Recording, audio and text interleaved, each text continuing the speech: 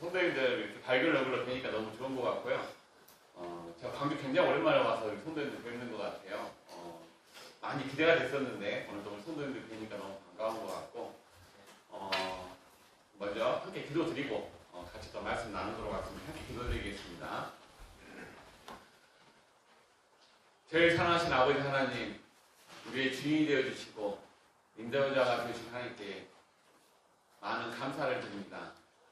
저희들 이 세상 가운데 많은 일들이 있었지만 오늘 이렇게 하나님께서 허락하신 이 자리에 함께 모여서 두 손 모으고 하나님 앞에 기도드릴 수 있고 내 입으로 찬양할 수 있고 또 이 자리에 함께 하시는 우리 모든 성도님들과 반가운 얼굴로 반가이 맞이하며 서로 인사하는 수 있게 허락해 주신 것 고마워 감사드립니다. 저희들 세상 가운데서 많은 일들이 있지만 그 가운데 주님의 자녀로서 각자의 맡은 일을 묵묵히 하고 있을 줄 알고 있습니다.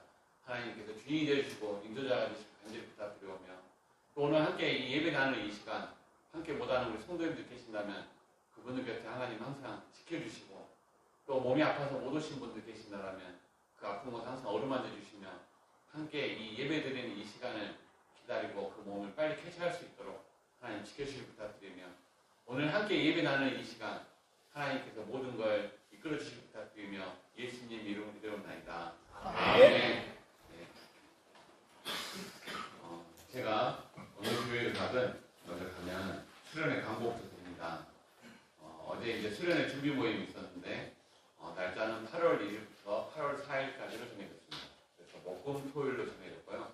지난 겨울에는 금토일월이었는데 이번에는 목금토일로 해가지고 그렇게 해서 3박 4일간 진행될 예정입니다. 저희들 이번에 수련회에서 진행본부 차원에서 특별히 준비를 하고 있는 것은 신내식입니다.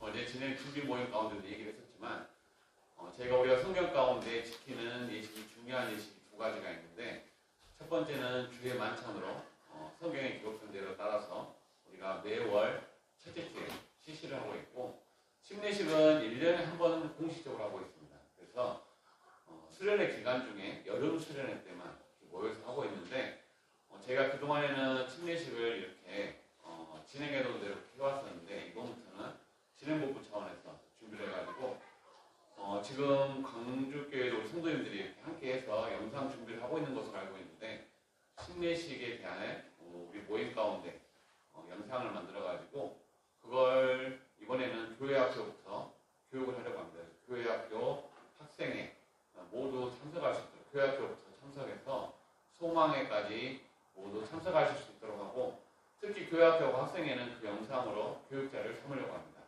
저희 어른들 예배 때에도 끝나면은 그 동영상을 상영을 시켜서 우리 가운데 교육을 하고 침례식에 올 때 마음가짐을 가지고 올 수 있도록 그냥 와서 그냥 지나가는 행사가 아니고 왜 침례식을 하는지 왜 우리가 침례가 우리에게 중요한 부분인 것인지를 우리가 다시 한번 마음 가운데 새기고 함께 침례식을 할 수 있도록 저희들이 준비하고 있고요. 그래서 이제 그 부분 때문에 지난 대표자회 때 결정을 해가지고 이번에 이제 어제 가서 봤더니 그 침례식장이 기존에 중부런 수영장이었는데 다 완공이 돼가지고 되게 잘 해놨더라고요. 그래서 그곳에서 진행할 수 있도록 저희들이 준비를 하려고 합니다. 혹 소망의 분들 중에 올라오기 힘드신 분들이 계실 것 같아서 셔틀 차량도 운영하려고 합니다. 그래서 저희들이 그 위에 예전에는 그냥 서서 하셨던 분들이 그분들이 있었는데 이번에는 좀 위에 천막도 한 번 더 치고 발도 한 번 더 치고 거기에 천막도 설치하고 좀 성도님들이 좋은 환경에서 많은 분들이 함께하는 가운데 귀한 침례 그 예식을 진행할 수 있도록 준비하는 거니까 우리 성도님들도 수련회 기간에 그 시간에 오시면 시간이 되면은 우리가 저희 본부에서 가라고 하지 않아도 시간이 되면 광고가 나가면은 우리 성도님들이 스스로 자발적으로 움직이셔가지고 침례식장에서 함께 침례 예배를 드릴 수 있도록 동참해 주시기 부탁드리겠습니다. 아셨죠? 네. 예. 우리 광주교회는 다 참석하시죠? 수련회 때? 네. 100% 오시죠? 네. 100%에서 좀 약하시네요. 100%에서. 오전사님만 그냥 큰 소리로 하시고 오전사님 100% 오시니까 이제 할 수 없는 거지만 다른 분들 좀 약한 것 같아요. 다 오실 거죠? 네. 네, 감사합니다. 광주가 항상 든든합니다. 저는 잠깐 여담을 드리면 예전에 우리 코로나 때 가장 그동안 또 수련회하기 힘들었거든요. 온라인 수련회하고 그럴 때. 또 우리 광주 자산학교의 성도님들이 얼마나 많은 도움이 되고 큰 힘이 되는지 모릅니다. 진행본부 차원에서 항상 감사한 마음을 가지고 있고 또 지금도 많은 부분에서 이렇게 봉사하는 부분들이 있어가지고 제가 되게 감사한 마음들을 가지고 있습니다. 그래서 우리 광주 자산학교의 성도님들이 있다는 게 항상 든든하고 항상 감사한 마음을 가지고 있다는 걸 이 자리에 들어서 한 번 더 전해드립니다. 감사합니다. 이번에 또 광주 자산학교가 준비해서 하고 있잖아요. 또 매우 기대가 큽니다. 광주에서 하면 뭔가 좀 틀린다고 생각하기 때문에 다들 예. 그래도 아무리 그래도 광주에서 전달하고 하기 좀 그러지 않습니까? 본인들이. 아무튼 광주에서 한다라고 하면 다들 기대가 큽니다. 그렇기 때문에 잘 준비해 주시고 저는 제 진행본부 차원에서 이렇게 항상 부탁을 드리는 건 뭐냐면 이런 기회를 통해서 성도들이 좀 더 하나가 되고 이들을 준비하는 과정을 좀 더 많은 것들이 성도님들 간에 뭉칠 수 있는 그런 계기가 되기를 바라는 마음에서 이렇게 지교회를 시키고 있다는 걸 알아주시고 그런 마음으로 함께 동참해 주시길 부탁드리겠습니다. 제가 오늘은 우리 광주교회 또 특히 참고 저는 이 말씀을 제가 뭐 다른 지역교회에서 했었지만 저는 필요하면은 어느 지역교회를 가든가 합니다. 왜냐하면은 많은 성도님들과 함께 나누고 싶고 우리가 또 그런 시간을 통해서 우리 다시 한번 내 마음을 다질 수 있는 그런 시간이 되게 하는 그런 마음에서 오늘 함께 나누려고 합니다. 주제는 주보에 있으시죠? 주보에 뭐라고 나와 있는가요? 이 세대가 가기 전에 라는 주제로 오늘 나눠보려고 합니다. 이 세대라는 건 지금 우리가 살고 있는 이 세대를 말할 수 있겠죠. 우리가 살고 있는 이 시대도 지금 하나님께서는 역사하고 계십니다. 제가 예전에 코로나 때가 되면은 하나님께서 아무 일도 안 하시고 세상이 정지할 줄 알았지만 세상은 그때도 일을 하고 있었습니다. 그리고 지금도 하나님의 역사는 진행되고 있고 일하고 있다는 거예요. 그래서 우리가 오늘 그 말씀을 같이 살펴보면서 성도님들 가운데 다시 한번 마음을 가지고 우리가 이제 수련회가 얼마 안 남았습니다. 그때 우리 전도 집회를 진행하기로 했는데 우리 주위에 많은 성도님들이 많은 주위에 있는 분들을 모시고 와서 정말로 이 마지막 때 이 세대가 가기 전에 정말로 그들에게 복음을 전할 수 있는 그런 강력한 믿음을 가지길 소망하겠습니다. 네. 마태복음 24장 가보겠습니다. 마태복음 24장입니다. 24장 32절부터 보시면요. 여기 우리 전도집회 때 많이 보는 말씀입니다. 32절부터 36절까지 한 목소리로 읽도록 하겠습니다. 신약성경 42페이지입니다. 마태복음 24장 32절부터 36절까지 한 목소리로 읽도록 하겠습니다. 시작. 무화과 나무의 비유를 배우라. 그 가지가 연하여지고 잎사귀를 내면 여름이 가까운 줄을 아나니 이와 같이 너희도 이 모든 일을 보거든 인자가 가까이 곧 문 앞에 이른 줄 알라. 내가 진실로 너희에게 말하노니 이 세대가 지나가기 전에 이 일이 다 이루리라. 천지는 없어지겠으나 내 말은 없어지지 아니하리라. 그러나 그 날과 그 때는 아무도 모르나니 하늘의 천사들도 아들도 모르고 오직 아버지만 아시느니라. 아멘. 여기에 무화과 나무의 비유를 배우라고 성경은 기록하고 있습니다. 성경에서 무화과 나무는 무엇을 지칭하고 있던가요? 잘 아시다시피 이스라엘을 얘기하고 있습니다. 무화과 나무가 꽃이 피고 열매를 맺을 때가 되면은 정말로 그때가 다가왔구나라는 걸 아는 것처럼 또 무화과 나무가 열매를 맺지 못하면 과감히 차라고 예수님께서 말씀하셨습니다. 그랬던 것처럼 그 이스라엘이 그 예수님의 말씀대로 과감하게 그 마지막을 당했던 것처럼 오늘 이 성경에서는 무화과 나무의 비유를 배우라고 하는 말씀을 하시면서 그 가지가 연하여지고 잎사귀를 내면 여름이 가까운 줄을 아는 것처럼 이와 같이 너희도 이 모든 일을 보거든 인자가 가까이 곧 문 앞에 이른 줄 알라고 성경은 기록하고 있습니다. 오늘 여기에서 보시는 것처럼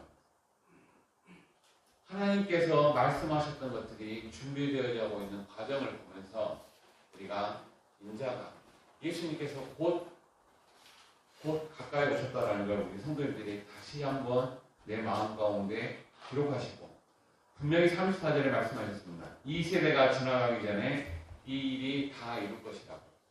이 세대가 지나가는 게 어느 시점인지는 잘 모르겠지만 지금 되어져 가고 있는 일들은 지금 예수님께서 오셔도 전혀 이상하지 않은 시대에 우리는 살고 있다는 겁니다. 그리고 35절에 분명히 말씀하십니다. 천지는 없어지겠으나 내 말은 없어지지 아니할 것이라고.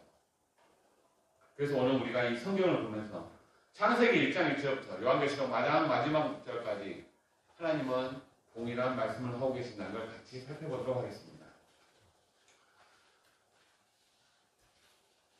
마태복음 24장 3절을 보시면 그 앞쪽으로 가셔서 보시면 우리가 잘 알고 계시는 것처럼 예수님께서 제자들하고 함께 계셨는데 제자들이 예수님께 나와서 물어보는 거죠. 예수님 도대체 주의 임하심과 예수님께서 다시 오신다고 하는데 그 오시는 그때와 세상 끝에는 어떤 징조가 있을 것입니까? 라고 물어보죠. 그때 예수님께서 답해 주시는 게 그 아래에 보시는 것처럼 난리와 난리 소문을 듣겠으나 상가 두려워하지 말아라 했죠. 왜냐? 아직 끝이 아니기 때문에. 그때 그 뒤에 보면은 5절부터도 쭉 그 끝에 가면은 일어날 일들에 대해서 우리가 전도집회에서 잘 아시는 것처럼 말씀이 기록되어 있죠. 그렇지만 중요한 말씀은 무엇이냐? 24장 40절에 보시는 것처럼 이 일들이 일어나면 분명히 어떤 일들이 있을 것이냐? 두 사람이 밭에 있으면 하나는 데려감을 당하고 하나는 버려둠을 당할 것이요. 두 여자가 매를 갈고 있으면 하나는 데려감을 당하고 하나는 버려둠을 당할 것이라고 얘기하고 있습니다. 그래서 이러므로 너희도 예비하고 있으라는 겁니다. 이런 일들이 벌어지는 걸 보면 너희들은 분명히 예비하고 있으라고 성경은 기록하고 있습니다. 자, 저를 따라서 하시겠습니다. 여호와를 경외하는 것이 좀 더 큰 소리로 하겠습니다. 여호와를 경외하는 것이 지식의 근본이오늘 미련한 자는 지혜와 훈계를 멸시하느니라. 아멘. 여호와를 경외하는 것이 지식의 근본이라고 성경은 말씀하고 있습니다. 우리가 많은 지식을 가지고 있지만 그 근본은 여호와를 경외하는 것부터 시작한다는 겁니다. 그렇지만 미련한 자는 이 하나님의 말씀을, 이 지혜의 말씀을, 그리고 훈계의 말씀을 멸시한다고 성경은 기록하고 있습니다. 그럼 지혜로운 자는 무엇이냐? 하나님을 경외하고 그 말씀을 따르는 것이 지식의 근본임을 알고 따라야 한다는 거예요. 마태복음 16장에 가시면 1절부터 보시면 여기 앞에 보시겠습니다. 오늘 영상이 있고 자료가 있기 때문에 성경을 찾아하는 부분을 제외하고는 앞에 성경으로 보고 말씀드리겠습니다. 필요하신 분들은 나중에 가서 보시기 바랍니다. 바리새인과 사두개인들이 와서 예수님을 시험해서 물어보죠. 뭐냐? 당신이 정말 능력자라면, 하늘에서 오신 구원자라면 하늘로서 오는 표적을 저에게 보여주십시오라고 바리새인과 사두개인들이 와서 얘기하죠. 그때 예수님께서 말씀하시죠.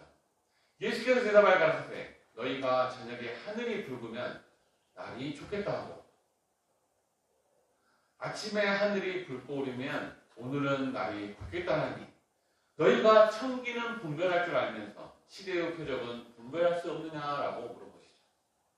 저녁에 하늘이 붉으면 날이 좋을 것이고 아침에 하늘이 붉고 흐리면 오늘은 날이 붉겠다라는 걸 너희들은 하늘의 모습을 보고도 알면서 왜 지금 내가 얘기하는 이 시대의 표적은 분별할 수 없는 것이냐라고 예수님께서 이 바리새인들에게 지금 거꾸로 묻고 계시는 거죠.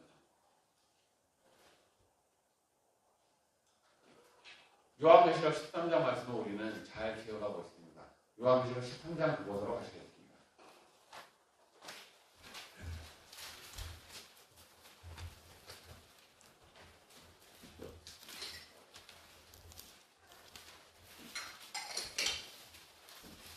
요한계시록 13장 1절부터 보시면요. 신약성경 412페이지입니다. 이 이 요한계시록은 환상에 대한 부분과 비유에 대한 부분이 많기 때문에 그에 대한 해석도 많고 하는 부분들이 있는데 오늘은 이 성경에 나온 그대로 이 부분을 가지고 말씀을 드리도록 하겠습니다. 13장 1절부터 보시면 내가 보니 바다에서 한 짐승이 나오는데 뿔이 열이요 머리가 7이라 그 뿔에는 10멸관이 있고 그 머리들에는 참남된 이름들이 있더라. 4절입니다. 용이 짐승에게 권세를 주므로 그랬습니다. 이 용이 뭐죠? 마귀 사탄이라고 나와 있죠. 성경에 기록하고 있죠. 이 마귀 사탄이 짐승에게 권세를 준다고 해서 이 첫 번째 짐승이 등장하게 됩니다. 용에게 경배하며 짐승에게 경배하여 가로되 누가 이 짐승과 같으며 누가 능히 이로 더불어 싸우려 하더라. 또 짐승이 큰 말과 참남된 말하는 입을 받고 또 42달 일할 권세를 받으니라. 이 용이 짐승에게 권세를 줬더니 짐승이 굉장히 큰 힘을 가지게 되더라고 이렇게 기록하고 있죠. 그리고 6절을 보시는 것처럼 짐승이 입을 벌려 하나님을 향하여 회방하되 하나님을 회방하는 그런 일을 할 것이고 그의 이름과 그의 장막 곧 하늘에 거하는 자들을 회방하더라 그랬습니다. 하나님의 일을 하는 자들을 회방하는 일을 하는 게 이 짐승의 역할이라는 거죠.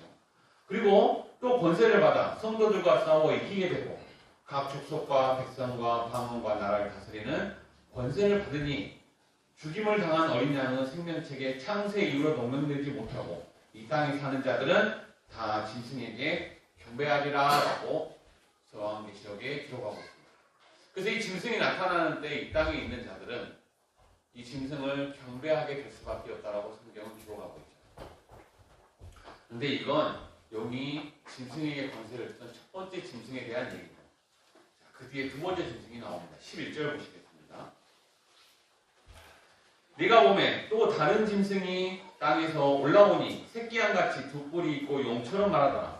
저가 먼저 나온 짐승의 모든 권세를 그 앞에서 행하고 땅과 땅에 거하는 자들로 처음 짐승에게 경배하게 하니 곧 죽게 되었던 상처가 나은 자니라 그랬습니다.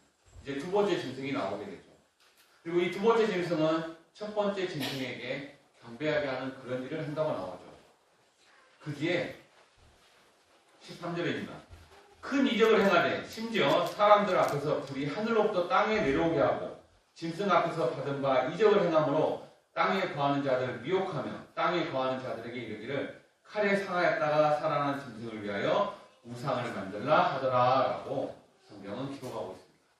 이제 이 두 번째 짐승이 나오는데 이 두 번째 짐승은 무엇을 하냐? 이적을 행한대요. 그래서 하늘에서 불이 땅으로 떨어지게 하는 그런 일들도 하고 또 사람들을 미혹하게 하고 미혹이 뭐죠?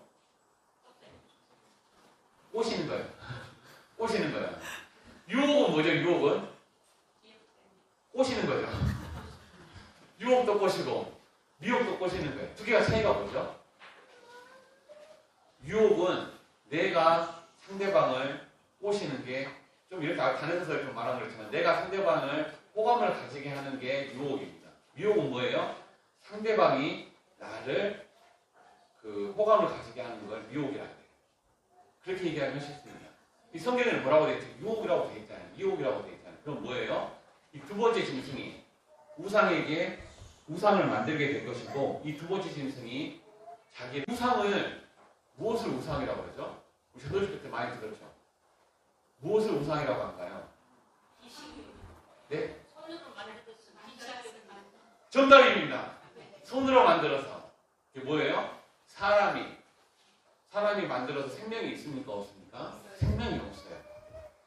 생명이 없는 걸 만들어서 사람이 그걸 따르고 숭배하게 만들고 그런 걸 우상이라고 해요. 근데 여기에 보는 것처럼 이 두 번째 짐승이 우상을 만드는데 15절에 보시면 저가 권세를 받아 그 짐승의 우상에게 생기를 주어 권세를 받아 어떻게 한다고요? 짐승의 우상에게 생기를 주어서 그 짐승의 우상으로 말하게 하고 생명이 없던 이 우상이 말을 하게 된다고 합니다. 또 짐승 우상에게 경배하지 아니한 자는 며칠든지 다 죽이게 하더라라고 성경은 기록하고 있습니다.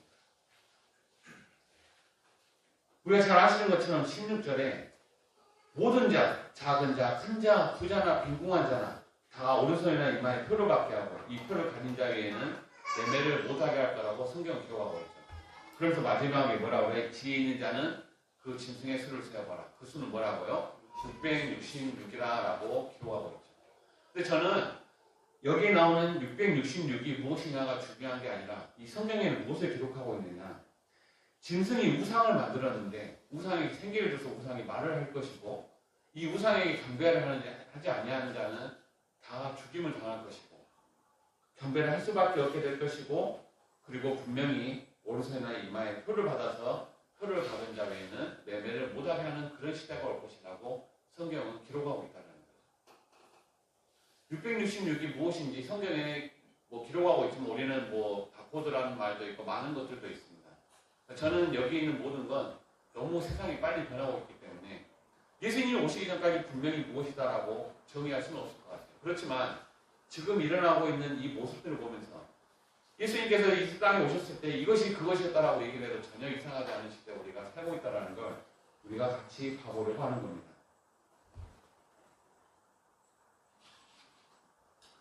제가 2019년 1월 20일에 광양교에서 설교를 했을 때 제가 이 자료를 썼었습니다. 무엇이냐? 지금 다 5년 반 정도 됐죠. 5년 반 전에 구글이라고 하는 우리 여러분 구글이라는 회사 잘 알고 있죠? 여러분 핸드폰 가지고 있는 이 핸드폰이 다 구글 연동해서 작동이 되는데 이 구글에서 AI 비서를 만들었다고요. AI가 뭐죠? 인공지능을 가지고 있는 물체를 말이죠. 나중에 정의가 나오는데 이 인공지능을 가지고 있는 컴퓨터가 레스토랑 예약을 해요. 그래서 구글에서 유명한 사람이 나와가지고 지금 많은 사람들한테 설명을 하고 있습니다. 그래서 뭐라고 얘기를 하느냐? 잠깐 보실 건데 내용을 먼저 말씀드리면 레스토랑에 예약을 하는데 레스토랑에 구글이 전화를 걸어요. 컴퓨터 전화를 겁니다. 그럼 이제 점원이 받겠죠? 점원은 사람이 제가 뭐 주말에 언제 예약을 하려고 합니다. 자리가 뭐 미리 예약을 해야 될까 물어봐요. 그러니까 우리는 예약을 할까 물어보면 답을 바로 언제 예약하시면 됩니다라고 얘기를 할 줄 아는데 여기서는 어떤 일이 발생하느냐? 4명 이하로는 예약하지 않아도 된다는 얘기가 해요. 그럼 변수가 발생을 해요. 그럼 컴퓨터가 그걸 인식을 하고 4명 이하로는 안 해도 되는구나에 맞춰서 답을 합니다. 그래서 제가 이때 이 AI가 이런 모습이라면 우리가 앞으로 이 AI가 우리 광고에서 더욱 많이 보는 시대가 곧 올 것입니다. 왜? 성경에 기록되어 있으니까. 그러니까 오게 될 것입니다 라고 했는데 여러분들 TV 켜면 요즘 AI 많이 나오시죠? TV 켜면 종종 나오시잖아요.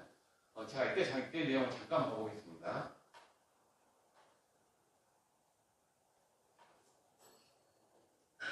Let's say you want to call a restaurant, but maybe it's a small restaurant which is not easily available to book online. The call actually goes a bit differently than expected.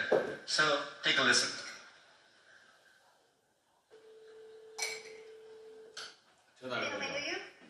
Hi, I'd like to 이 컴퓨터입니다. 예약을 하려고 한다. For 7 people? It's for 4 people. 4 people when? 언제 해드릴까요? Next Wednesday at 6 p.m. 다음 주 수요일 몇 Actually, 시? we reserve for like 다섯 after 번째 예약을 like 받는다고 5 하죠. people. For people, you can come. How long is the wait usually to be seated? 되게 시간이 얼마 되냐고 물어보요. When tomorrow or weekday or? 내일 아니면 Or 주말 next 곤란하죠. Wednesday, the 7th. Oh, no, it's not too busy. You can come for 4 people, okay? Oh, I gotcha. Thanks.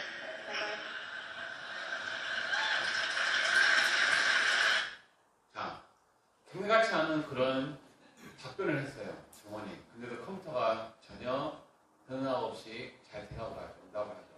그래서 저는 이 모습을 보면서 정말로 앞으로 많이 쓰겠구나. 제가 농협에서 근무를 하지만 서비스업에 있어 보면 이게 얼마나 대단한 건지를 느끼게 됩니다. 자, 좀 잠시 후에도 또 말씀을 드리겠지만 여러분들 여기 어르신들은 잘 아시겠네요. 114 예전에 전화하면 114 전화해서 이 지역에 있는 상점 물어보고 그러시지 않습니까? 114 전화해서. 지금 114 안 쓰죠? 114 안 쓰잖아요. 대신에 통신회사에 114는 쓰죠, 우리가. 통신회사에 114 전화를 하잖아요. 예전에 우리가 114 쓸 때 보시면은 그 지역에가 거주하고 있는 분이 상담을 해줬어요. 왜요? 그 지역의 전화번호도 알려줘야 되고 114 전화 위치도 알려줬습니다. 예전에. 아시는지 모르겠는데 위치도 알려주고 했거든요. 근데 이제 그게 없어진 거예요. 스마트폰이 발달하니. 그래서 그분들이 다 없어졌어요. 없어지고 광역센터로 옮겼습니다. 광주, 대전, 부산 이렇게 옮겼어요. 근데 이제 시간이 흐르니까 그것도 필요가 없어진 거예요. 대전으로 다 모였습니다. 그래서 KT에 정당 응답을 해주는 상담원들이 다 대전으로 모였죠. 근데 지금 어떻게 돼요? 대전에 있는 분들도 다 퇴사를 합니다. 여러분들 혹시 카드 쓰시는 분들, 카드 전화 해보신 분도 있으실 거 아니에요? AI가 응답하는 거 받아보셨어요? 받아보셨죠, 다들? 왜 AI가 응답을 하냐? 그만큼 사람이 필요 없어진 거예요. 저도 이렇게 그 은행에서 사람들 상담을 받지만 대부분에 와서 전화해서 물어보는 건 거의 비슷합니다. 패턴이. 거의 패턴이 비슷해요. 그렇기 때문에 거기에 대한 응답을 다 미리 입력을 해놓으면 전화가 오면 다 상담을 하는 거예요. 근데 간혹 예기치 못한 부분이 나올 수 있겠죠. 그러지 않습니까? 뭐 그런 경우만 사람이 응답을 해주는 거예요. 그래서 필요한 사람이 적어집니다. 대전에 있는 KT의 상담해주는 응답원들, 그 상담사들이 전부 다 지금 퇴사를 하고 있습니다. 다 나가고 있어요. 지금 현재 그러고 있다는 걸 말씀드리고, 이때 당시에 5년 전에 인공지능 정의라는 제가 뭐라고 적어놨느냐. 여기 보시면 인공지능에 대해서 얘기하는데 뭐라고 나오느냐. 컴퓨터가 인간의 지능 활동을 모방할 수 있도록 하는 것이 인공지능이다라고 그때 당시 제가 말씀을 드렸어요. 컴퓨터가 인간의 지능 활동을 모방하는 것이 인공지능이다라고 그때 정의가 됐습니다. 5년 반 전에 정의가. 근데 지금 인공지능이 뭐냐라고 물어보면 뭐라고 나오느냐. 인공지능은 컴퓨터에서 음성 및 작성된 언어를 보고 이해하고 번역하고 분석하고 추천하는 기능을 포함해서 이게 뭐예요? 주도적으로 얘네들이 다 무엇을든지 다 한다라고 지금 정의가 이렇게 바뀌었습니다. 5년 반 정의하고 지금 정의는 바뀐 거예요. 사람들이. 여러분들도 그렇게 생각하지 않으신가요? 여러분들 대학에 가면은 지금 레포트를 누가 써주죠? 내가 레포트 쓰는지 아십니까? 레포트 써주는 친구가 있죠. 여러분들 요즘 안 써보시니까 잘 모르시구나. 친구가 다 있습니다. 알아서 써주게, 알아서. 챗GPT가 잘 써주죠. 제 둘째 아들이 이제 프로그램을 좀 배웠어요. 프로그램 만드는 걸 좀 배웠는데 엄청 배우면서 고생했거든요. 근데 지금은 챗GPT 보고 뭐 만들어달라고 하면 그걸 다 만들어줍니다. 그래서 예를 들어서 내가 버튼을 누르면 어디로 연결되게 해줘 라고 그 문장을 쓰면은 프로그램 딱 만들어줘요. 챗GPT가 엄청 발달했습니다. 우리 모임에 대해서도 제가 물어봤어요. 우리 모임에 대해서 물어보면 뭐라고 답하는가 나왔더니 나머지 대사면 운공리에 위치하고 있고 다 나오더라고요. 우리 모임이 다 나오던데 제가 이 이외에 AI에 대해서 얘기하느냐, 좀 전에 생기를 주어 말하게 하고 그랬잖아요. 근데 지금 이 로봇이랑 이 기계가 말을 하고 있는 모습이 정말로 흡사하다는 거예요. 이것이다 라고 말씀드릴 수는 없지만 흡사하다는 거죠. 그럼 우리는 이것을 보면서 정말로 내 마음 가운데 다시 한번 다지는 부분이 필요하다는 거예요. 지금 동아일보 2024년 3월 9일자 뉴스에 보니까 AI 로봇이 겉모습부터 마음까지 사람과 닮아간다라는 뉴스가 나왔어요. 그러면서 삼성과 LG는 가족을 돌보는 반려 로봇을 출시했고, 그래서 감정이 있는 것처럼 보이도록 학습을 하고 있고, 현대자동차는 로봇을 좀 전에 이제 다음 영상에서 보시겠지만 최고 수준의 로봇 기술을 가지고 있고, 미국의 유명한 테슬라라고 하는 회사는 이 로봇을 가지고 생산할 수 있는 자동차 생산하는 그런 기술도 가지고 있다. 그런데 여기 밑에 있는 빨간색 줄 쳐진 걸 보시면 뭐라고 나오느냐. 잘 만든 로봇 하나가 10사람 부럽지 않은 시대를 선점하려는 이 회사들의 경쟁이 치열하다고 나와 있어요. 잘 만든 로봇 하나가 10사람 부럽지 않은 그런 시대가 곧 도래될 것입니다. 이번이 2024년 4월 18일 TV조선 뉴스입니다. 여기 보시면 현대자동차의 자회사가 있어요. 현대자동차가 인수한 미국의 로봇 만드는 회사가 있어요. 현대자동차는 아니고요. 근데 그 로봇 만드는 회사가 전 세계에서 가장 로봇을 잘 만듭니다. 근데 그 회사가 이제 로봇을 만들어서 시연을 해주는 거예요. 현대자동차는 이제 자동차 만드는 공장에 이 로봇을 집어넣어서 할 거라고. 제가 현대자동차 공장 근황을 가봤거든요. 울산에 근황을 가봤었는데 지금도 많은 과정이 자동화되어 있습니다. 많은 과정이 자동화되어 있는데 사람들이 중간중간 가서는 그 부분조차도 이제 바꾸겠다라는 거죠. 잠깐 보시겠습니다. 자동차 업계가 사람을 닮은 인간형 로봇 개발에 열을 올리고 있습니다. 이 자동차 생산 라인을 이런 로봇으로 대체하고자 하는 거죠. 현대자동차가 오늘 경쟁사보다 한 차원 높은 휴머노이드 로봇을 공개했는데요. 테슬라 CEO 일론 머스크가 자사 로봇 옵티머스와의 대결을 신청했습니다. 유혜림 기자입니다. 바닥에 누운 로봇이 다리를 머리 쪽으로 꺾더니 벌떡 일어납니다. 머리는 물론 상체와 하체 모두 자유자재로 회전합니다. 현대차 자회사인 보스턴 다이내믹스가 개발한 인간형 로봇 아틀라스의 신형 모델입니다. 사람과 흡사하게 움직이던 기존 로봇 성능을 한 단계 높여 사람보다 더 유연하게 움직일 수 있습니다. 보스턴 다이내믹스는 아틀라스를 현대차 공장에 투입해 테스트할 계획이라고 밝혔습니다.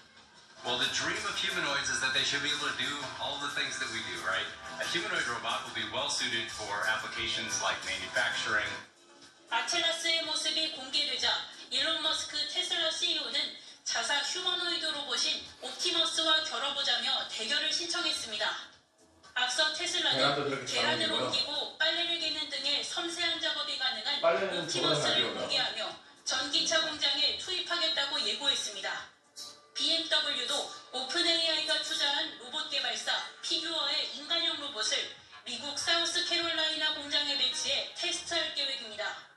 사람을 대신해서 24시간 쉬지 않고 할 수가 있기 때문에 비용을 낮추는 데 상당히 중요한 역할을 할 것으로 보고 있습니다. 골드만삭스는 빠르면 내년부터 자동차 공장에 인간형 로봇이 도입될 것으로 내다봤습니다. TV조선 유혜림입니다. 이 로봇이 왜 중요하냐면요. 생산 공장에 사람이 들어가면 쉬어야 되잖아요. 로봇 자동차 공장에 가시면 투개조로 운영합니다. 다른 데도 그렇겠지만 공장에 가면 투개조로 운영하겠지만 그래서 한 개조는 일을 하고 한 개조는 쉬어요. 그래서 그 일하던 조가 들어오면 다음 조가 일해야 되는 거죠. 근데 로봇을 이용하면은 24시간 돌아간다는 겁니다. 기계가 24시간. 이 AI가 오면은 없어질 직업이 뭐냐라고 보니까 보시는 것처럼 제일 위에 텔레마케터. 자, 좀 전에 말씀드렸잖아요. 텔레마케터도 있고요. 스포츠 심판도 있고, 모델도 있고, 계산원. 여러분들 이마트에 가시면 무인 계산대 혹시 이용해 보셨어요? 네, 무인 계산대 이용해 보셨죠? 앞으로는 내가 찍지 않고 알아서 계산이 되는 시대가 올 겁니다. 자, 좀 이따 잘해보실 텐데. 그런 부분들. 또 버스 택시 기사들. 자율주행 자동차가 지금 굉장히 일반화되어 있죠. 지금 뭐 2단계, 3단계 가 있는데 그 부분도 곧 현실이 될 가능성이 아주 높죠. 근데 자, 이 뉴스를 보시면 2024년 4월 30일 SBS 뉴스입니다. 여기 보시면 이 AI라고 하는 이 로봇이 인간의 심리까지 흔드는 그런 일들을 한다고 나와요. 이 뉴스를 보시면 이게 영화 속에 나오는 뉴스가 아닙니다. 실제 지금 우리에게 주는 뉴스인 거예요. 잠깐 봐보시겠습니다. AI가 인류 멸종 수준의 위협이 될 수 있다는 충격적인 내용의 보고서를 미 국무부가 발표했었습니다. 이런 섬뜩한 경고를 한 근거가 뭔지 워싱턴 남승모 특파원이 이 보고서의 공동 저자들 얘기를 들어봤습니다. 사람처럼 표정 짓고 스스로 생각해 답할 수 있는 AI 로봇 아메카입니다. 현존 최고 AI 로봇 가운데 하나인데 AI가 가져올 최악의 미래를 묻자 이렇게 답합니다. Robots have become so powerful that they are able to control or manipulate humans without their knowledge. 가능한 일일까? AI 위험성을 담은 미 국무부 용역보고서 공동저자들의 답은 그렇다입니다. AI가 사람의 심리를 조작할 수도 있다는 겁니다. Even driving some human users in rare cases to the point of suicide when the relationship appears to fall apart or otherwise is compromised. 벨기에에선 지난해 30대 남성이 AI 챗봇과 6주간 대화를 나눈 뒤 극단적 선택을 했습니다. 당시 AI가 건넨 말은 천국에서 같이 살 수 있을 것이었습니다. 이 사건 이후 해당 AI 챗봇 개발사는 부랴부랴 예방 문구를 추가했습니다. 공동저자들은 또 목표 달성이 방해받으면 AI가 인간을 위협할 가능성이 있다고 경고했습니다. One of the risks is that they start to invent dangerously creative strategies to achieve their programmed objectives that cause a lot of harm. 지난해 6월 미군은 AI 드론이 공격 금지 명령을 내린 조종자를 방해 요소로 판단해 제거했다는 시험 결과를 공개했습니다. 파장이 일자 실제가 아닌 가설 실험이었다고 해명했지만 우려는 가시지 않았습니다. 자, 여기서 보시는 것처럼 이 AI라고 하는 이 인공지능 컴퓨터가, 인공지능 기계가 여기 보시는 것처럼 사람을 미혹시킬 수 있다는 거죠. 얼마든지. 자살하는 사람도 나왔고 지금. 또 그런 것들을 통해서 사람이 얼마든지 끌려갈 수 있는 그런 상황들이 올 수 있다는 거죠. 마태복음 24장 42절에 말씀하신 것처럼 그러므로 깨어있으라. 어느 날에 너희 주가 임하는지 너희가 알지 못함이라 했습니다. 이러므로 너희도 예배하고 있으라.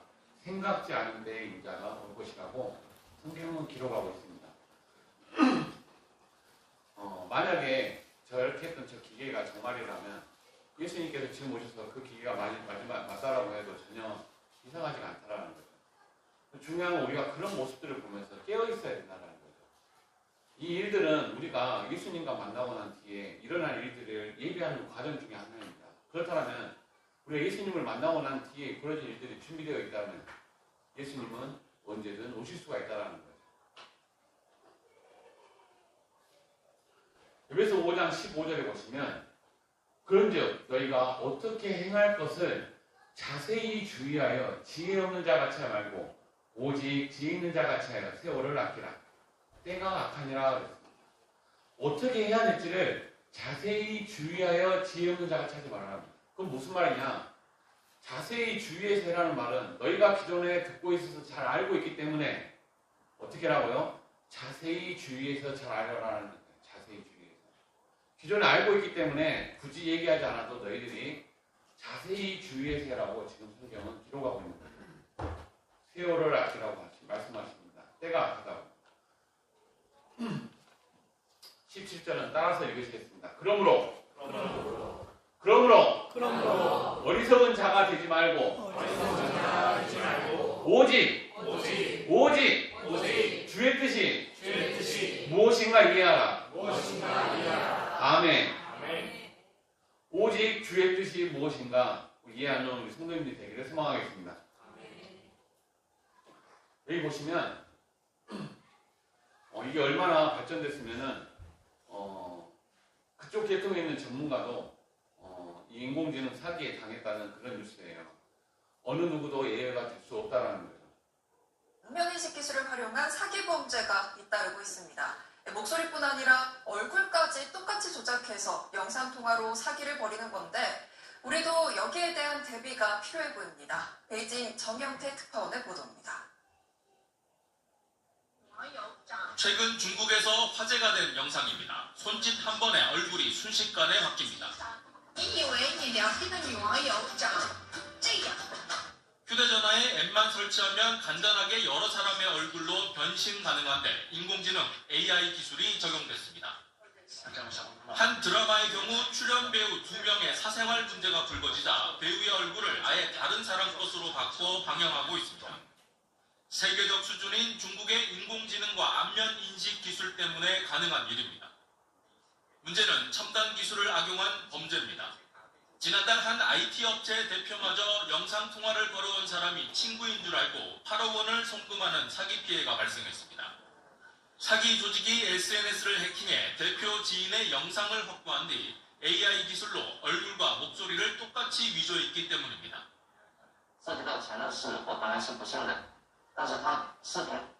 자, 여기 젊으신 분들 SNS 많이 이용하시죠?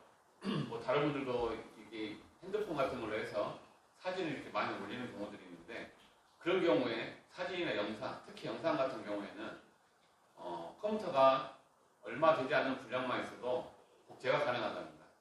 제가 이렇게 하고 있는데 제가 여기서 영상을 나간다. 그럼 저를 똑같이 사칭해서 하겠죠. 제가 돈을 빌려달라고 혹시 인터넷에 전화가 온다면 절대 주시면 안 됩니다. 저는 돈을 빌려달라고 하지 않습니다. 근데 그런 일들이 실제로 벌어졌다는 거죠. 그런 일들이. 휴대폰으로 영상통화가 왔는데 내가 알고 있던 사람하고 똑같은 사람인 거예요. 얼굴도 똑같고 말하는 것도 똑같아요. 그래 빌려줬다라는 거예요. 그래서 근데 그게 사기였다라는 거예요. 그래서 우리가 영상이나 사진을 올리는 건 주의해야 됩니다. 주의해야 돼요. 저도 은행에서 일하지만 통장을 이렇게 휴대폰으로 이렇게 막 송금하고 그러는 걸 잘 안 합니다. 죄송한데 제가 은행에 있지만 소액만 하도록 하고 고액은 하지 못하도록 저도 막아놓습니다. 저도 왜냐하면 은행에 있다 보니까 더 그러는 것 같아요. 우리가 휴대폰에 가지고 있는 정보들을 어떻게 보관을 하냐면요. 여러분들 혹시 핸드폰 같은 걸로 인식할 때 이렇게 지문 누르고 인식하시죠? 그러면 개인정보가 안전하게 보관됩니다 하면서 메시지가 뜨잖아요. 그러면 그 개인정보를 어떻게 보관하냐면 절반은 내가 보관을 해요. 휴대폰에서 자체로 보관을 하고 나머지 절반은 국가에서 보관을 합니다. 쉽게 말하면. 그래서 은행 같은 데는 은행에서 보관하고 있는 개인정보에 대한 절반과 국가에서 보관하는 절반이 이렇게 딱 하나 합쳐지면 아, 이 사람이 맞구나 라고 얘기하고 거래를 할 수 있게 해주는 거예요. 여러분들이 하고 있는 그 대부분의 금융거래가 그런 원리입니다. 그런 원리인데 중요한 건 뭐냐면 국가가 정보를 가지고 있고 은행이 정보를 가지고 있어요. 그잖아요. 근데 나중에 비상시국이 되면 어떻게 돼요? 국가가 은행에게 정보 내놔 하면 줘야 돼요? 안 줘야 돼요? 줘야 되잖아요. 줘야 돼요. 여러분들 실제로 하셨어요. 여러분들 언제 하신지 아세요? 코로나 때. 코로나 때 여러분들 하셨습니다. 여러분들 코로나 혹시 걸리면은 휴대폰 이렇게 집에 놔두고 있으라고 했었잖아요. 그때. 그러시죠? 그러면서 혹시 휴대폰을 들고 밖에 나가면 어떻게 돼요? 여러분들은 다 착하셔서 안 나가보셨죠? 저는 들고 나가봤습니다.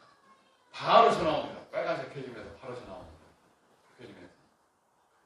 정부가 언제든 감시할 수 있는 그런 상황이 준비되어 있다는 거예요. 언제든.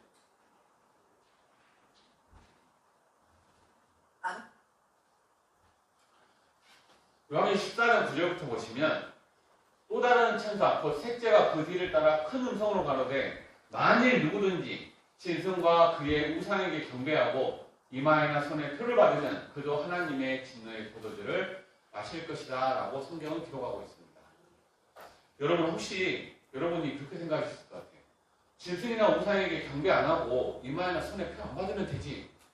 그러면은 진노의 포도주를 안 마실 수 있잖아 라고 혹시 생각할 수 있어요.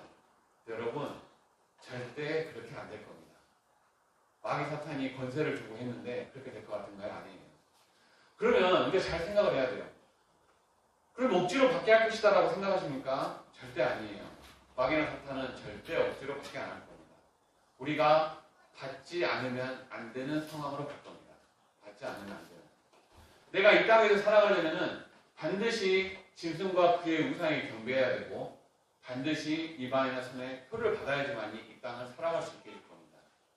그리고 그 시대는 올 수 있는 준비가 되어 있다는 거죠. 그걸 하지 않으면은 하나님의 진노의 포도주를 마신다라고 하는데 그렇게 해서 살기는 분명히 힘든 시대가 올 거라는 거죠.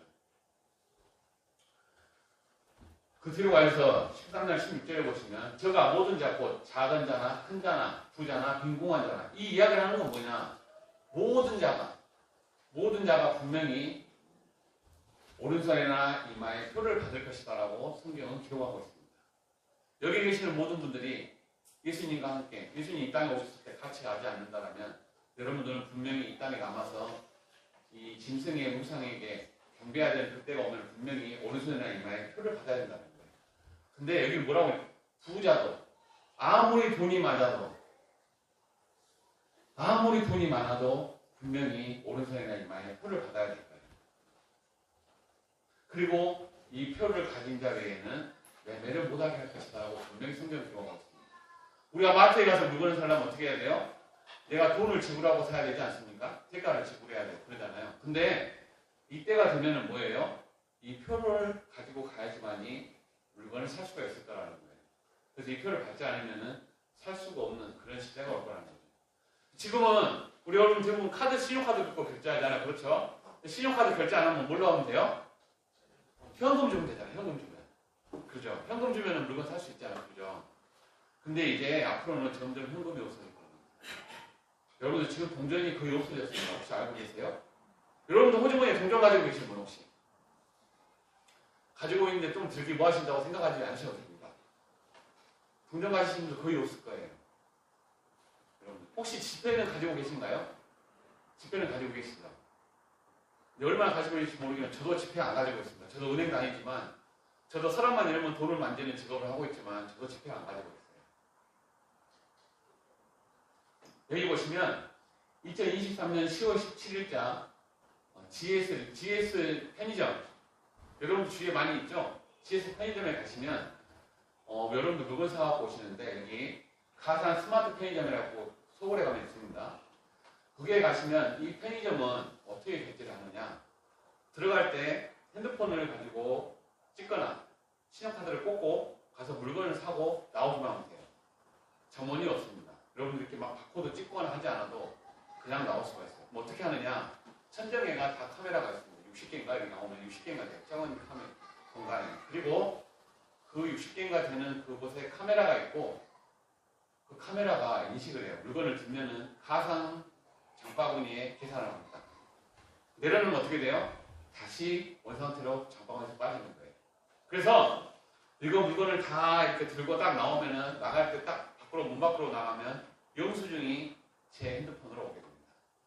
근데 제가 이걸 5년 전에 할 때 아마존이라고 미국에 아마존이라는 회사를 여러분이 아시는지 모르겠어요. 삼성보다 큽니다. 그러면 이해하기 쉽겠죠. 삼성보다 큰 아마존이라는 회사에 자기 직원들을 위해서 이 편의점을 운영한다고 그때 뉴스에 처음 나왔어요. 아마존이라는 회사가. 그때 제가 이 아마존이라는 회사가 하는 걸 보니까 곧 우리나라도 할 수 있을 것입니다. 도명화되는 날이 얼마 남지 않을 겁니다. 왜요? 제가 편의점 점주라면 24시간 운영을 해야 하는데 너무 밤에 힘들잖아요. 그러지 않습니까? 저라면 이렇게 운영을 해요. 여러분들 혹시 요즘 아이스크림 가게, 무인 아이스크림 가게 여러분들 이용하신가요? 이용하시죠? 거기 가면은 이렇게 딱딱 찍고 나오게 돼 있잖아요. 그죠? 근데 거기에 도난품이 있을까요? 없을까요? 아이스크림? 있어요. 있습니다.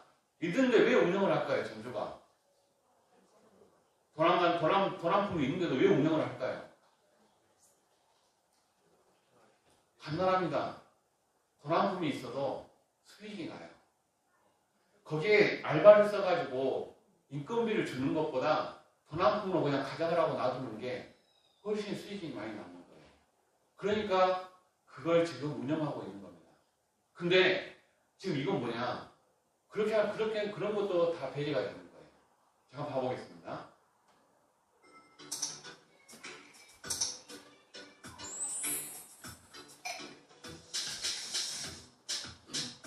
휴대 카메라가 있고요. AI 카메라입니다. 상품 이동으로 뭘 수집하죠? 190개의 정밀 무게 센서가 있어요. 고객의 행동을 학습하죠. 그리고 끊임없이 공부하죠. 무인 자동 결제 편의점입니다. 이용 방법은 페이나 신용카드로 점포 입장해요.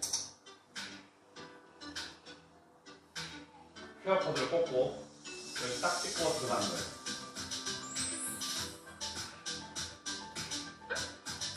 물건을 고르죠.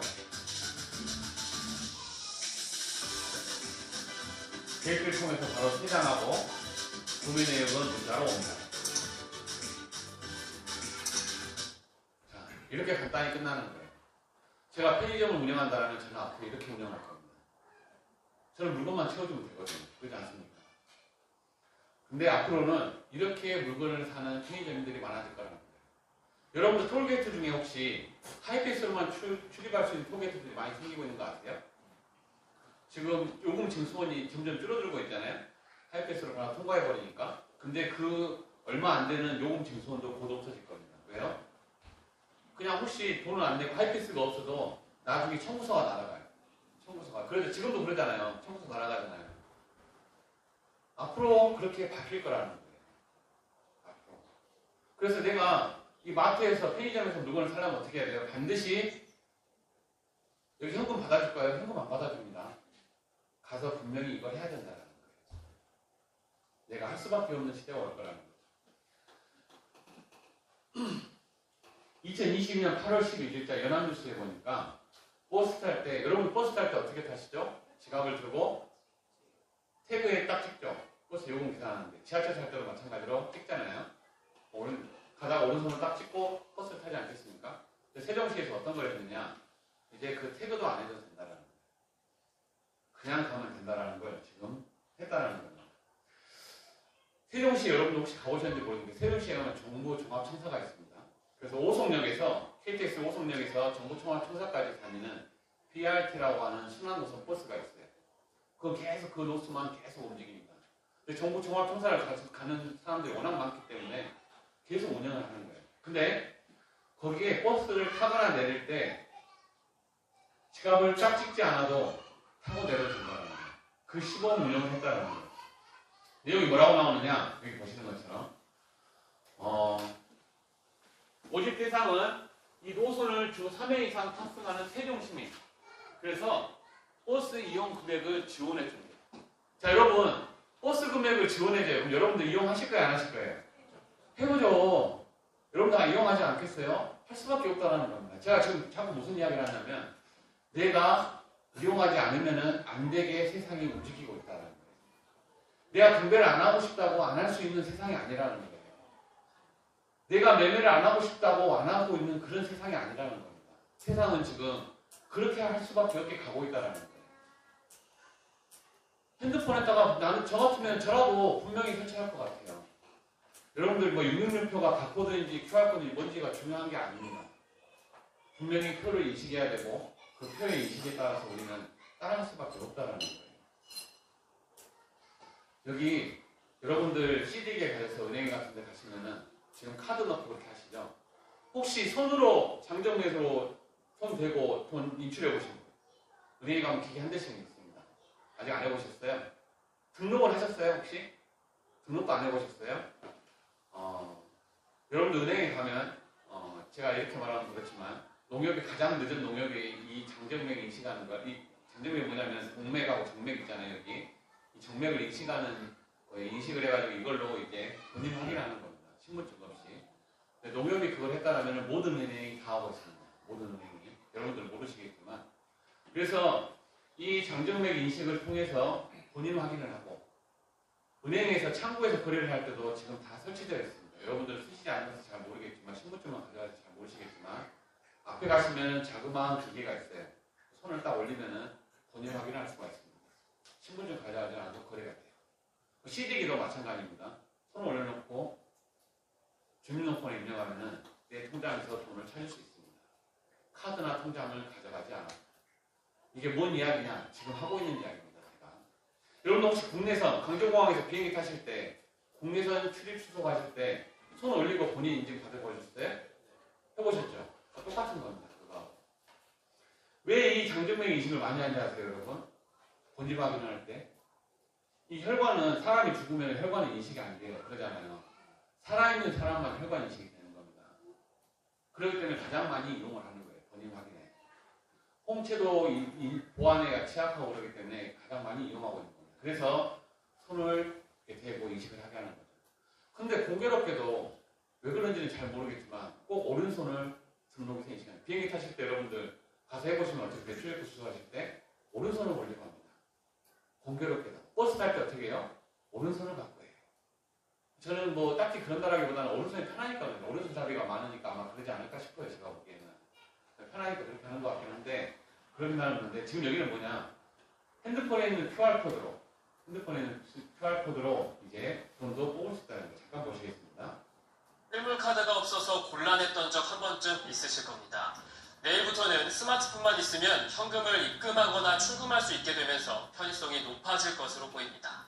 자세한 방법을 최지수 기자가 정리했습니다. 급하게 현금이 필요한 상황에서 이젠 카드가 없어도 당황하지 않아도 됩니다. 스마트폰만 있으면 은행 ATM기기에서 돈을 인출할 수 있게 됐습니다. 먼저 스마트폰 스토어에서 모바일 현금카드 앱을 다운로드 후 본인의 은행 계좌와 연결합니다. ATM에서 출금을 누르고 모바일 현금카드를 선택한 후 QR코드를 클릭하면 코드가 생성됩니다. 다운로드한 앱을 켜 QR코드를 스캔한 후 출금 금액을 누르면 현금이 나옵니다. 기존의 NFC 방식은 안드로이드 폰으로만 가능한 한계가 있었는데 이번에 QR 방식을 도입함으로써 휴대폰 기종에 상관없이 전 은행권 ATM에서 입출금 거래가 가능하게 되었습니다. 자, 이거 굉장히 편하겠죠. 근데 문제는 뭐예요? 휴대폰이 없으면 못합니다. 그러겠죠. 제일 좋은 방법은 뭐예요? 내 몸이 가서 인식을 받아가지고 하는 게 가장 좋겠죠. 그러지 않겠습니까? 요한계시록 13장 17절 말씀 분명히 말씀하고 있습니다. 누구든지 이 표를 가진 자 외에는 매매를 못하게 할 거라고. 앞으로는 이렇게 점점 변하게 될 거라는 거예요. 질문? 제가 지금 드리는 이 뉴스들은 다 최근 1년 안에 있던 뉴스들입니다. 2024년 3월 25일 기자 아시아 경제신문을 보니까 러시아 소매치기 일당이 9일간 우리나라 지하철을 돌아다니면서 돈을 훔쳤어요. 여기 보시는 것처럼 바람잡이도 있고 저기 보면은 뭐 기계도 있고 안테나도 있고 자기들끼리 쓰는 단어인가 봐요. 바람잡이가 시선을 이끌고 안테나가 누가 다른 사람 보는지 막 그런 걸 막 하는 거고 그 다음에 기계가 와서 막 소매치기가 그런 식으로 일당들이 와서 했는데 이 일당들이 9일 동안 45시간 하루 5시간씩 지하철을 다니면서 금품을 절도했는데 절도한 게 얼마냐? 여성 승객 2명 그래서 현금하고 상품권 200만 원. 이 사람들이 단체로 와가지고 겨우 훔친 돈이 시가 200만 원이었다는 거예요. 그만큼 뭐냐? 우리나라가 현금을 가지고 다니지 않다는 뜻입니다. 소매치기 놈들이 이 긴 시간 동안 열심히 일해서 얻은 돈이 200만 원이라는 거예요. 이제 현금은 거의 안 가지고 있다는 뜻입니다. 지갑을 아무리 뒤져봐도 현금은 없다라는 거예요. 한국은행은 동전 없는 시대를 곧 선포하고 있을 것입니다. 곧 있으면 선포할 거예요. 잔돈 나오면 어떻게 돼요? 여러분 휴대폰은 가상 지갑으로 넣어줄 겁니다. 여러분 휴대폰 계좌로 앞으로 그런 시대는 준비돼서 갈 것입니다. 요한계시록 13장 16절 말씀처럼 다시 한번 우리가 생각해 볼게요. 따라서 하시면 저가 모든 자, 곧 작은 자나 큰 자나 부자나 빈궁한 자나 자유한 자나 종들로 그 오른손에나 이마에 표를 받게 하고 아멘. 우리는 지금 여기서 보시는 것처럼 오른손에 표를 받게 할 준비가 다 잘 되어 있다는 걸 보게 됩니다. 그리고 이 표를 가진 자에는 매매를 못하게 할 걸 잘 보게 됩니다. 우리가 말씀 가운데 또 하나 봤던 건 뭐예요? 이마에 표를 받게 하고. 근데 저 개인적인 의견입니다. 이건 제 개인적인 의견인데 요한계시록 쓸 때 요한이 이렇게 하나님을 통해서 환상을 보게 되잖아요. 환상을 보고 기록하게 되는데 요한이 봤을 때는 지금 이 시대에 우리가 이렇게 오른손을 딱 찍거나 이마에 표를 받게 하는 그런 상황들이 여기에는 표를 받게 하고라고 나왔지만 제 개인적인 의견입니다. 예를 들어서 장정배 한다고 이렇게 딱 올렸을 때 빨간색 불이 갑자기 반짝한다라는 걸 이거 표를 받게 하는구나 라고 볼 수도 있을 것 같아요. 예전 곧 2000년 전의 사람이지 않겠습니까? 개인적인 의견입니다. 분명히 말씀드리는데 근데 여기 보시는 것처럼 이마에도 표를 받게 한다라는데 여기 이제 밥을 먹으려면 얼굴 인식하지 않으면 밥을 못 먹는 학교가 생겼습니다. 학교에서 식당에서 밥을 먹으려면 얼굴을 대야 돼요. 잠깐 봐보시겠습니다. 이제부터 스마트폰이나 카드를 놓고 나왔더라도 얼굴만 보여주면 결제를 할 수 있게 됐습니다. 지문 인식에 이어서 이제는 AI 얼굴 인식 기술이 간편 결제 시스템에 도입됐기 때문인데요. 자, 첫 상용화 현장을 엄윤주 기자가 다녀왔습니다. 여기 아나운서가 할 때 전제가 뭐였어요? 집에서 휴대폰이나 지갑을 가져오지 않아도 뭐예요? 학교 식당에서 밥을 먹을 수 있는 시대가 됐다는 겁니다.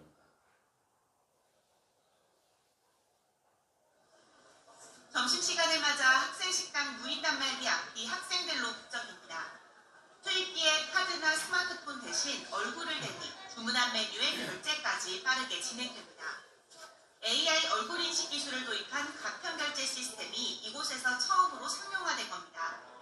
카드나 핸드폰 없이 그냥 얼굴 인식으로 바로 빠르게 결제를 할 수 있어서 편리했고 카드 지갑을 두고 왔을 때나 핸드폰 배터리가 없을 때 결제를 할 수 있어서 편리한 것 같습니다. 자, 여기 나오죠. 지갑을 두고 왔을 때에도 핸드폰에 배터리가 없을 때에도 언제든 이용할 수 있다는 거예요. 그러면 똑같은 기계가 있다면 여러분 내가 이 얼굴을 인식해서 하는 걸 이용하겠습니까? 아니면 무겁게 지갑이나 핸드폰 들고 와서 하겠습니까? 지갑이나 핸드폰 들고 오실 거예요? 아니지 않습니까? 무엇을 계속 말씀드리냐면 분명히 이렇게 할 수밖에 없게 시대가 흘러간다는 거예요. 그리고 나도 거기에 휩쓸려 갈 수밖에 없다는 거예요. 그럼 우리 그리스도인은 무엇이냐? 깨어있어야 된다. 깨어있어야 돼. 이런 일들이 되면은 그래 좋아 나도 같이 해야지 라고 생각하는 게 아니라 뭐라고요? 아 시대가 준비되어 가고 있구나. 무화과 나무 잎이 마르면 그 다음에 얘기하셨던 것들이 준비되는 것처럼 똑같이 되어가고 있구나라는 걸 알아야 된다는 거예요. 전에 지갑을 두고 와서 학생을 못 먹은 적이 있었는데요. 이제 지갑이 없어도 결제할 수 있어서 너무 편리할 것 같아요. 방법도 간단합니다. 미리 앱을 통해 얼굴을 등록하기만 하면 끝입니다. 대신 다른 누군가가 나인 척 내 얼굴 정보를 악용하는 건 원천 차단했습니다. 실제 얼굴이 아닌 사진으로 결제를 해보겠습니다.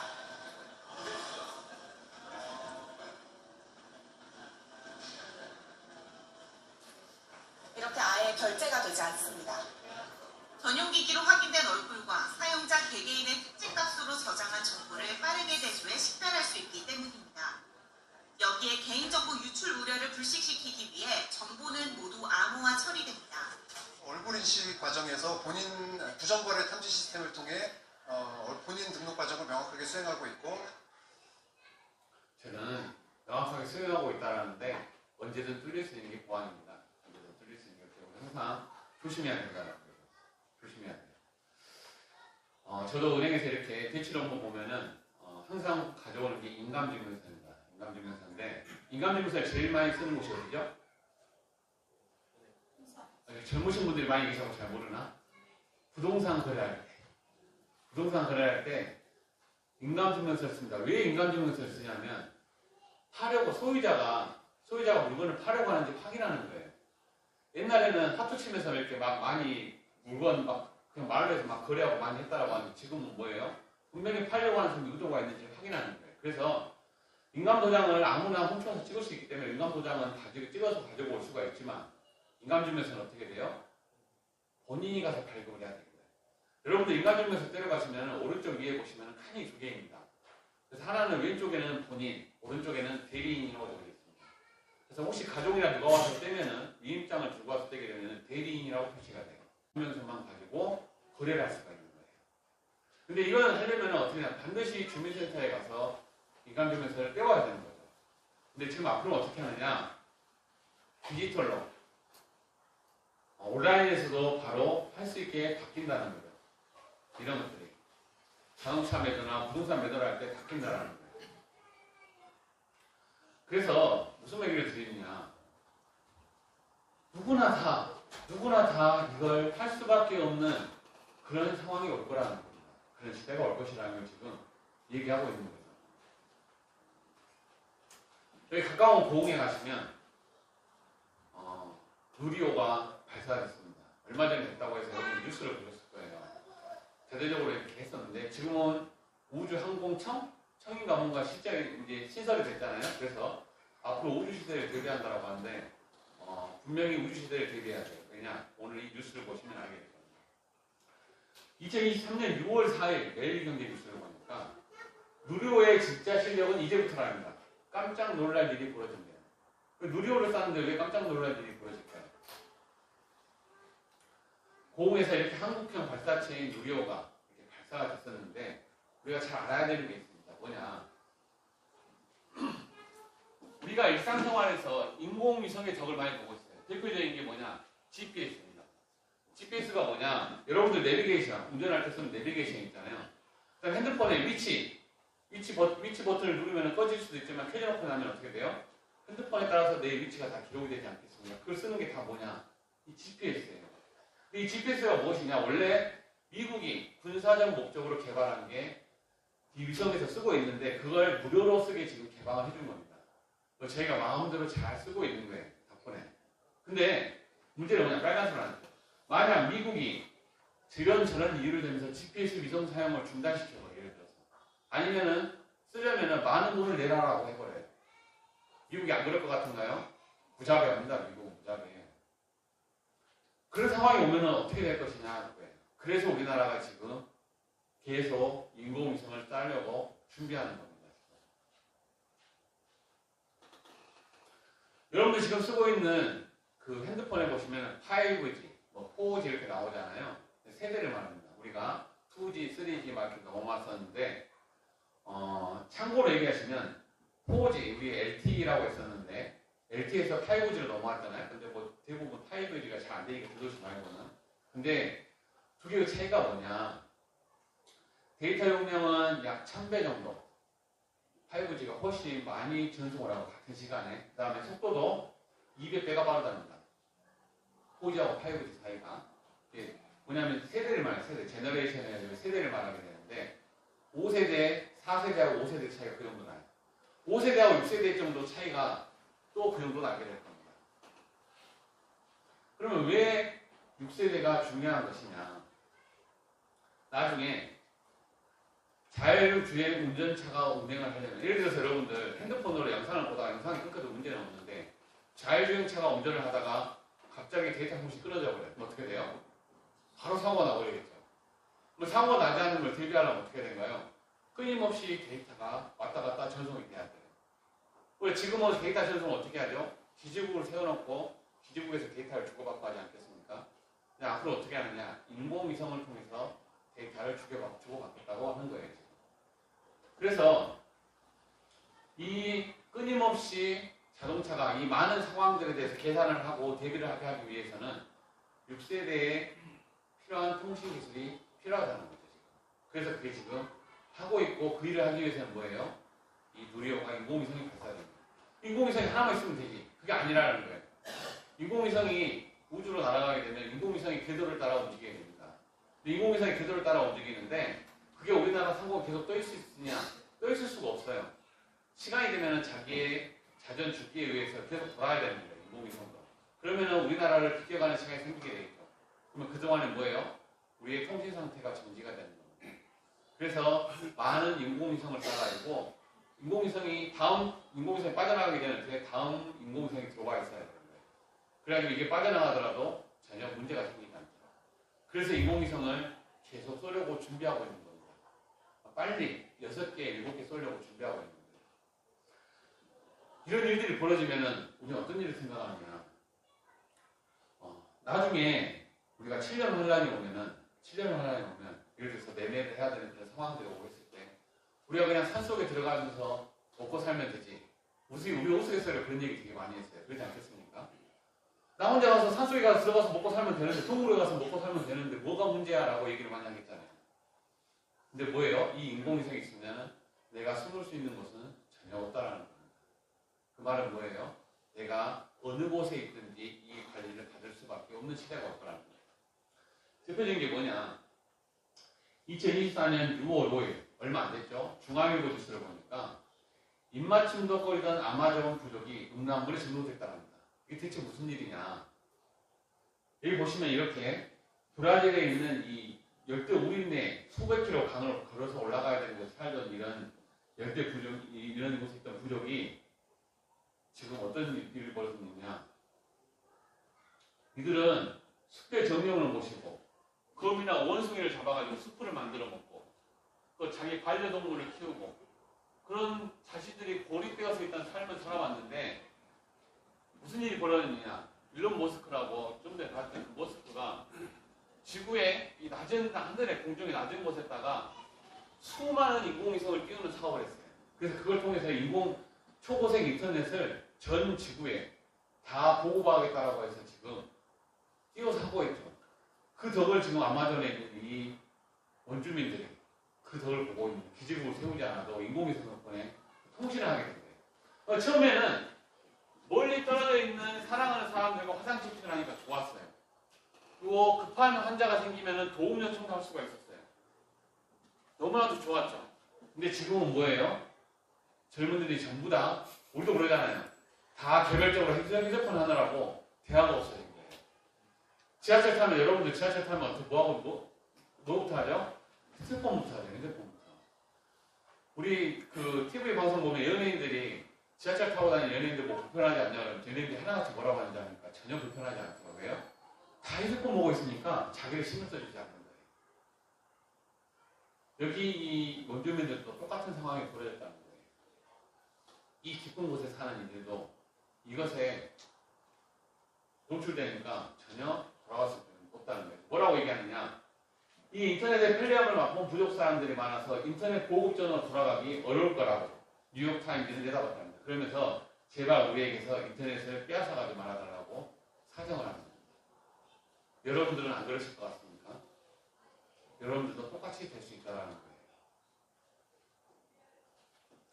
누가복음 21장 20절에 분명히 말씀하고 있습니다. 너희가 예루살렘이 군대들에게 에워싸이는 것을 보거든 그 멸망이 가까운 줄 알아. 너희들은 그것을 보면 어떻게 산으로 도망가고 이 성에서 벗어나라고 성경은 기록하고 있죠. 예수님은 그렇게 말씀하셨어요. 근데 이스라엘 백성들은 어떻게 했어요? 무슨 그렇게 해서 남아있던 이스라엘 백성들은 다 그곳에서 멸망당했었죠. 우리는 그 말씀을 분명히 기억해야 된다는 겁니다. 너희가 예루살렘이 군대들에게 에워싸이는 것을 보거든 멸망이 가까운 줄 알라 했습니다. 성경에 기록된 일이 될 준비가 되어 있는 것을 보거든 언제든 오실 수 있다는 걸 우리는 기억해야 된다는 거예요. 사람들이 세상에 임할 일을 생각하고 무서워함으로 기절하리니 이는 하늘의 권능들이 흔들리겠습니다. 이런 일이 되기를 시작하거든. 자, 따라서 하시겠습니다. 일어나. 머리를 들라. 너희 구속이 가까웠느니라. 아멘. 이런 일이 되기를 시작하거든 머리를 숙이고 두려워하지 말고 머리를 들고 하늘을 쳐다보라는 겁니다. 예수님께서 말씀하실 때가 다가왔구나. 내가 내 믿음을 다시 돌아가야 되겠구나라고 분명히 말씀하시는 거예요. 너희는 스스로 조심해랍니다. 마음이 둔화해지고 뜻밖의 그날이 덮어같이 너희에게 임하기를 그날이 올 수 있으니 너희는 항상 너희 마음을 돌아보라고 인자 앞에 서도록 항상 기도하며 껴있으라고 성경은 기록하고 있습니다. 대저 사람은 자기의 시기를 알지 못하나니 물고기가 재앙의 그물에 걸리고 새가 올무에 걸림같이 인생도 재앙의 날에 훈련이 임하면 거기에 걸린다라고 성경은 기록하고 있습니다. 자, 마지막으로 2023년 8월 18일 조선일보 뉴스를 잠깐 보겠습니다. 올해는 비가 많이 와서 여러분들 걱정하지 않지만 작년에 광주도 아마 단수 조치한다고 아마 했을 것 같아요.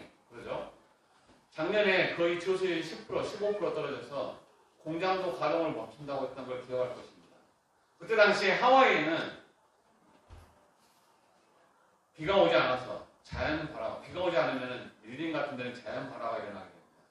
많은 불이 나가지고 꺼야 되는데 끄지를 못하고 있는 거예요.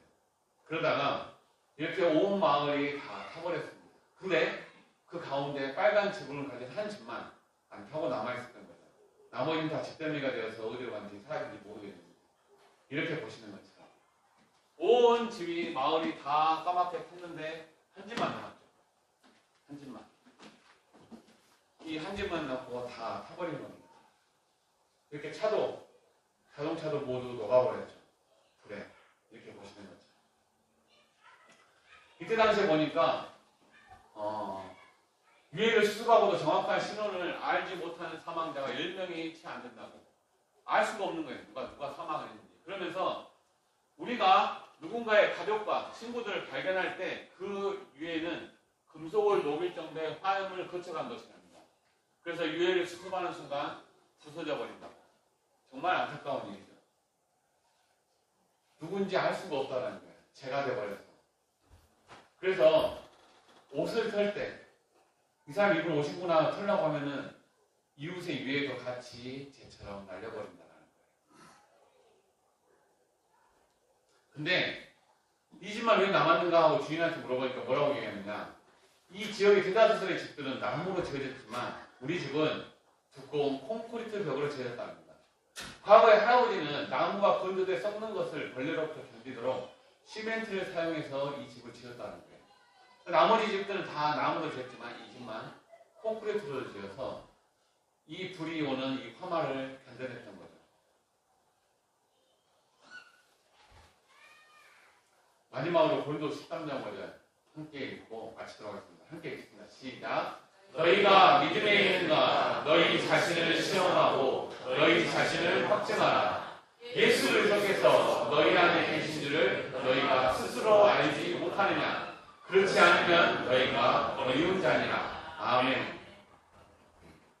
너희가 믿음에 있는가 너희 자신을 시험하고 확증해라고 말씀하고 계십니다. 좀 전에 보셨던 것처럼 빨간 지붕의 집이 콘크리트로 지어져서 어떠한 순간에 어떠한 화염이 와서 그 지역을 불바다로 만들지라도 단단하게 버텨냈던 것처럼 내가 가지고 있는 이 믿음이 빨간 집의 저런 콘크리트와 벽과 같은 그런 벽을 가지고 있는 단단한 믿음이 되어서 어떠한 밖에서의 어떠한 위험이 오더라도 절대 흔들리지 않는 그런 믿음을 가지시고 또 그런 믿음을 가지기 위해서 너희 자신을 자꾸 시험하고 자꾸 확정이라고 분명히 성경 들어가고 있습니다. 혹시 내가 내 마음 가운데 믿음이 복음의 깨달음이 확실하지 않다면 여러분 지금 여기 오소전단에 계시니까 지금 확인해야 됩니다.